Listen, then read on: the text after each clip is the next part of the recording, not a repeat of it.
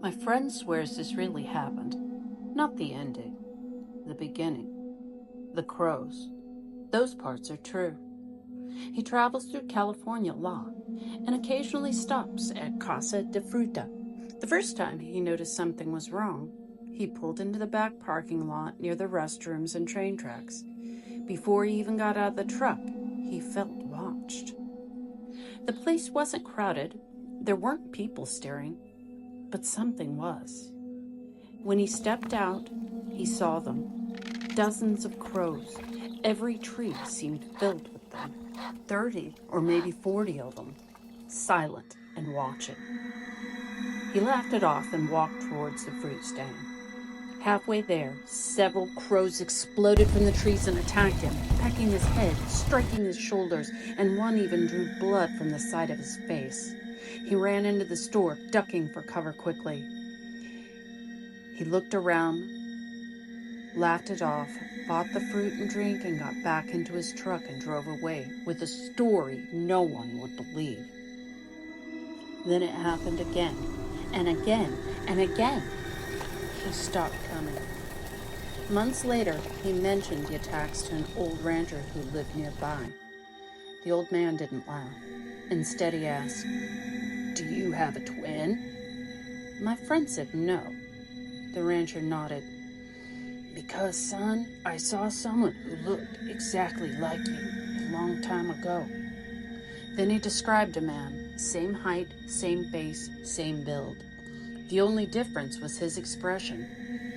The rancher said the man had been coming around a lot years ago, harassing the wildlife, throwing rocks, destroying their nests, using a slingshot on the birds, especially the crows. The old man confronted him once. The stranger only smiled and drove away. My friend laughed. Coincidence. Lots of people look alike. The rancher didn't smile back. "No, son, not like this." He pulled an old photo from his jacket pocket. The image was blurry, old, low resolution, but the man standing in the background looked exactly like him. Not similar, not close, exactly. Same face, same eyes, same smile. The date on the back was 40 years earlier, before my friend was even born. He stared at it for a long time, then noticed something else. Everyone else in the picture was looking at the camera. The man in the background wasn't.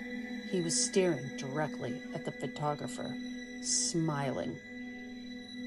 A week later, my friend stopped at Casa de Fruta once again, just to prove it was nonsense. He parked and stepped out. The crows immediately began gathering, branches filled with black feathers, hundreds of eyes, watching, waiting. Then every bird suddenly turned away from him at the same time, as if something else had captured their attention. Something behind him. My friend turned. The parking lot was empty. No people, no cars, nothing. When he looked back, every crow was still staring past him at whatever had been standing there. He got into his truck and left, and as he pulled onto the highway, he glanced into the rearview mirror. For just a second, he thought he saw someone sitting in the back seat, someone wearing his face, smiling. The crows weren't attacking the wrong man. They knew exactly which face they remembered. The problem was, sometimes they couldn't tell which one was driving.